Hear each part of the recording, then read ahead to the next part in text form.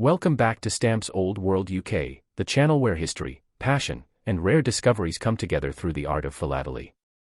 Today, we're diving deep into the story and current market value of one of Britain's most iconic and widely collected stamps, the Queen Elizabeth II 4D blue stamp, a symbol of royal heritage, national identity, and enduring collectible value. To understand this stamp's significance, we need to begin with a bit of context. The Queen Elizabeth II definitive series began shortly after Her Majesty's accession to the throne in 1952. This 4D blue stamp was part of the Wilding series, named after photographer Dorothy Wilding, whose royal portrait became the central image for many UK stamps throughout the 1950s and 1960s. This particular design shows a young Queen Elizabeth II wearing the diadem crown, framed with floral emblems representing the four nations of the United Kingdom, the Rose of England, the Thistle of Scotland, the Daffodil of Wales, and the Shamrock of Ireland. Back when it was first issued, the stamp held a value of 4 old pence, a standard second-tier postage rate at the time. It was used on thousands of letters daily across the UK and throughout the British Commonwealth. But over time, as the world changed and the UK adopted decimal currency in 1971, stamps like this one faded from everyday use and found a second life in stamp albums, family collections, and philatelic auctions. Now let's talk about what really matters to many viewers, the current market value of this stamp in today's world, especially in US dollars, which is widely recognized by collectors worldwide. In general, a used 4D blue Wilding stamp with a regular postmark will fetch between $1 and $3, depending on condition. The better the clarity of the print, the sharper the perforations, and the less ink smudge from the cancellation, the higher the price. That may not seem like much at first, but remember, this was a mass-printed everyday stamp, so most examples were heavily used and often damaged. Finding clean, clear ones is not as easy as it seems. Now, if we step into the world of mint-condition stamps, the story gets more exciting. A clean, never-used 4D blue stamp with full gum on the back and no hinge marks can easily sell for $5 to $10. If it's part of a block of 4 or still attached to its original sheet margin, the value can increase. Collectors pay special attention to centering, paper texture, and gum preservation, and perfect examples command a premium. But here's where it gets even more interesting. Certain rare varieties and printing errors of this stamp can fetch significantly higher prices. There are recorded instances of stamps with color misalignments, shifted perforations, or rare watermark types that have sold for $50 to $150 or more in specialized auctions. Some errors were printed in limited numbers and withdrawn quickly, making them highly desirable. One such variety, with a doubled image or inverted watermark, has been known to exceed $200 when verified by a philatelic expert or certification authority. What's also surprising is how cancellations, or postmarks, can add value. A rare cancellation, like one from the Queen's coronation date, a ship mail postmark, or a military base, can turn an ordinary used stamp into a highly sought-after piece of postal history. First-day covers, especially those with commemorative cachets, also carry higher value and can range anywhere from $10 to $40, depending on rarity. Another important detail for collectors is the paper type and printing process. Early issues of the 4D blue stamp were printed using typography, while later reprints used photogravure. The watermark types also changed over time. Some stamps feature the Tudor crown watermark, while others have the St. Edward's crown watermark, and each variation has different catalog values listed in trusted references like the Stanley Gibbons and Scott catalogs. So, how can you tell what you have? Start by checking the back of the stamp under bright light to see the watermark. Use a magnifier to inspect the print quality and edges. If you're uncertain, take the stamp to a trusted dealer or send it to a stamp society for expert evaluation. It's worth it, especially if you suspect you've found an unusual variation. Now you might be wondering, where do people actually sell or buy these stamps today? The answer is simple: online platforms like eBay, Delcamp, and Hipstamp are major marketplaces for both beginners and advanced collectors. Always filter results by sold listings to see what stamps are actually selling for, not just what people are asking. And for serious valuations, don't rely on old price lists. Use updated catalogs and auction records.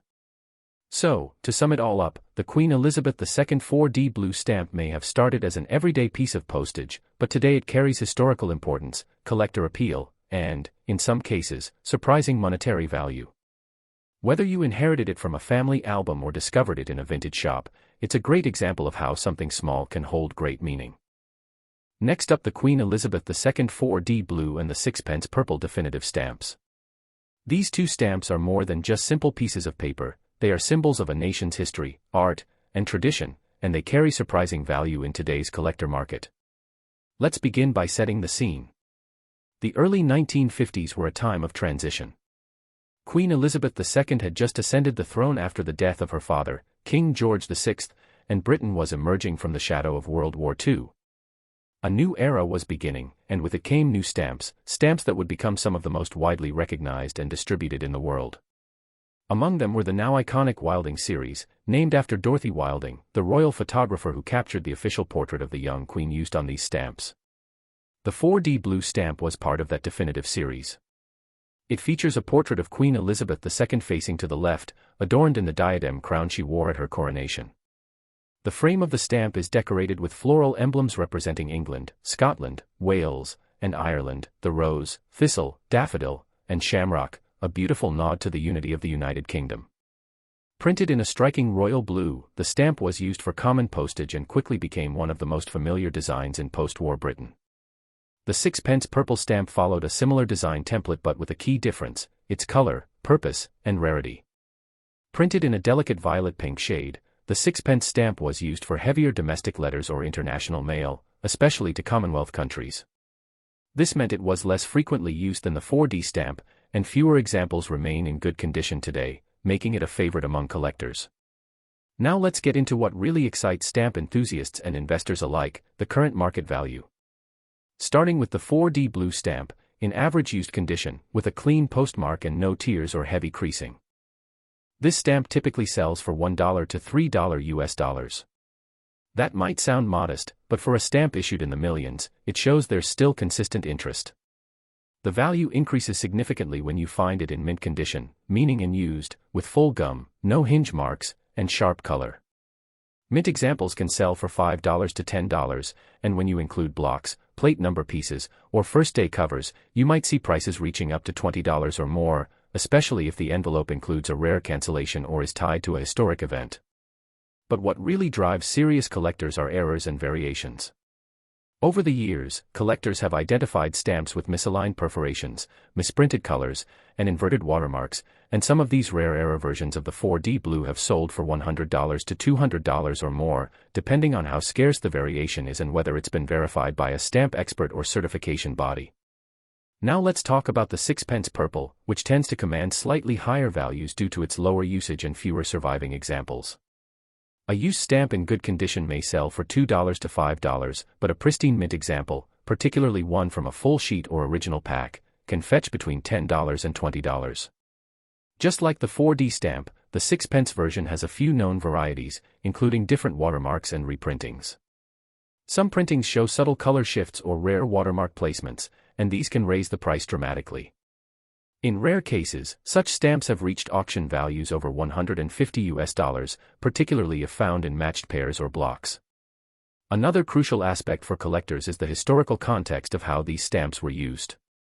First-day covers, envelopes bearing the stamp on the very first day it was issued, are a major collectible item.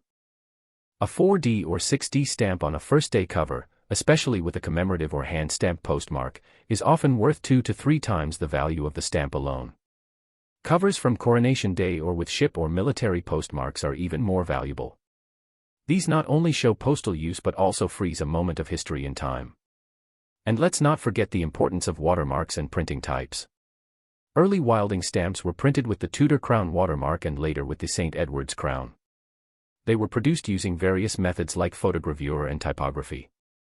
These differences can be subtle but significant. The exact printing method and watermark can make the difference between a common variety and a rare collector's item.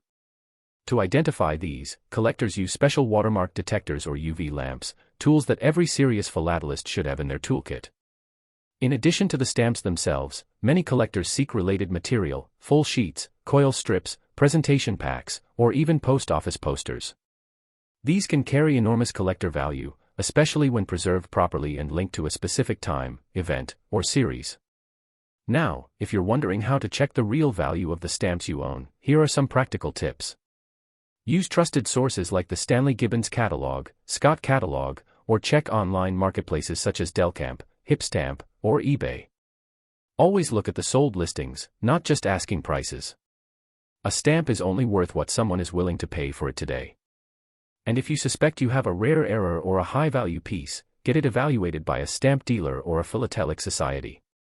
In some cases, a small stamp you almost ignored could turn out to be worth hundreds of dollars. So next time you open an old album, go through a dusty box in the attic, or sort through an inherited collection, keep an eye out for these beautiful Queen Elizabeth II stamps.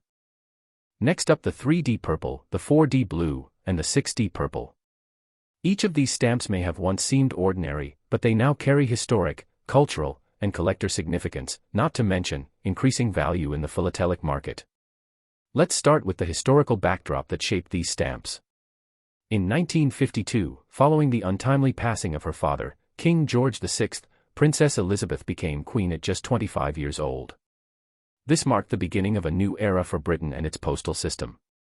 In tribute to the new monarch, the British Post Office launched a definitive stamp series, the Wilding series, named after photographer Dorothy Wilding, whose striking portrait of the Queen in royal regalia became the official image for the country's new stamps.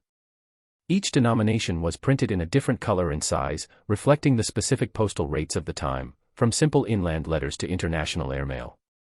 The three stamps we're exploring today, the 3D, 4D, and 6D, were central to Britain's postal service in the 1950s and early 60s. They were part of daily life, posted on birthday cards, official documents, war letters, and messages across the British Commonwealth. Today, they serve as snapshots of a bygone age and are increasingly appreciated by collectors around the world. Let's begin with the 3D purple stamp. Issued in the early 1950s, this stamp was used extensively for domestic letters and lighter parcels. Printed in a deep violet tone, the design features Queen Elizabeth II in profile, framed with a delicate floral border and topped with the famous letters ER, standing for Elizabeth Regina. The denomination, 3 old pence, is clearly shown at the bottom right corner. Despite its everyday use, the 3D stamp is rich in value today. Used copies in fair condition usually sell between $1 and $2. But pristine mint examples with original gum and no hinge marks can sell for $5 to $8, and more if they're perfectly centered. Where the real money starts to appear is in blocks of 4, corner margins with plate numbers, or varieties such as watermark differences, perforation types, or print shifts. Some of these rarer examples have sold for upwards of $50 to $100, particularly at British specialist auctions. Next, we move on to the 4D blue stamp, perhaps the most widely recognized of the three. With its vivid blue color and royal presence, this stamp was used for heavier domestic mail or international letters to nearby countries. Like the 3D, it features the iconic Dorothy Wilding portrait, the Queen looking left, wearing the diadem she wore at her coronation. It was one of the most commonly seen stamps across Britain for over a decade. Today, the 4D blue holds both aesthetic and monetary value. Used examples typically fetch between $1 and $3, depending on condition, but mint condition examples command $5 to $10, or even more if they're part of a plate block or unmounted set. This stamp, like others from the Wilding series, was printed in multiple runs using different watermarks and papers, making it a goldmine for variation hunters. Certain printing errors, such as misaligned perforations, doubled prints, or inverted watermarks, can increase the value exponentially, sometimes exceeding $150 per piece when authenticated and certified. The 6-pence purple stamp is our final spotlight today, and possibly the most valuable of the trio in general market terms. Printed in a soft lilac purple, the 6-pence stamp was used less frequently, mostly for international airmail and heavier domestic parcels. Because fewer were used, and because high-rate stamps were more likely to be discarded after use. Surviving examples in good condition are much scarcer than lower-denomination stamps. Used examples of the 6D Queen Elizabeth II stamp in average condition usually sell for $2 to $5, but mint condition pieces can sell for $10 to $20, and in some cases, even more, especially if they feature rare postmarks or are part of commemorative first-day covers. Some rare variations, such as coil pairs, missing colors, or shifted inscriptions, have been reported in auction records with prices over $200. It's not just the stamps themselves that have value. Postmarks, cancellations, and original usage are incredibly important. A 4D or 6D stamp with a Coronation Day postmark, military field post office cancellation, or even an overseas airmail route label can raise its market price significantly. First-day covers, particularly with cachets and hand-stamped designs from 1953 or related royal events, are in demand.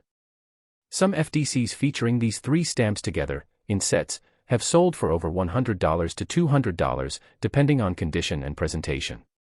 Another element to understand is watermark variation. These stamps were issued with several different watermarks over the years, including the Tudor Crown, St. Edward's Crown, and the Multiple Crowns watermark. Each type adds or subtracts from the rarity depending on print run and collector interest.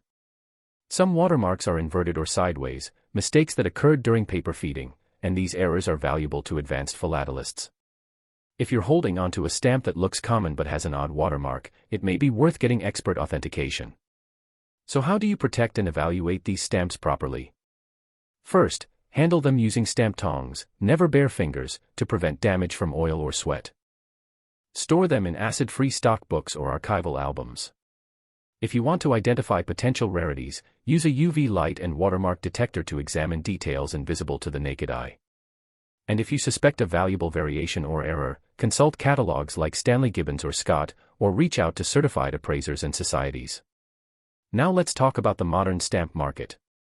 Platforms like eBay, Delcamp, and Hipstamp offer live listings and sold item data that help you track current market trends. But beware, asking prices don't always reflect true value. Look at completed sales, note the condition, and always compare multiple examples. Mint condition stamps, full sheets, original presentation packs, and special cancellations almost always sell for more. Beyond monetary value, these stamps hold incredible cultural and historic significance. They capture a period of optimism and transformation, as Britain moved from post-war austerity into a new Elizabethan age. The Queen's portrait on these stamps marked the dawn of a new era. In many ways, they're visual representations of national identity, printed art, and evolving history, and for collectors, that's where the true value lies. So whether you're a new collector, an experienced philatelist, or someone who just inherited an old album from a family member, pay close attention to these seemingly simple stamps. The 3D purple, 4D blue, and 6D purple issues are more than just postage, they're stories printed in ink, paper, and tradition. And in some cases, they may just be worth more than you ever expected. Thank you for watching Stamps Old World UK. If you enjoyed this long-form look into the value and legacy of these Queen Elizabeth II stamps, please like the video, subscribe to the channel, and click the bell so you never miss an update. We have more videos coming soon, covering rare finds, expert tips, stamp values by country and reign, and stories from collectors just like you. Leave a comment below, do you have one of these stamps? Have you discovered a rare version or inherited a collection you'd like help valuing? Share your stories, and we may feature your collection in a future video. Until next time, keep collecting, keep learning, and always remember, in the world of stamps, history is only a fingertip away.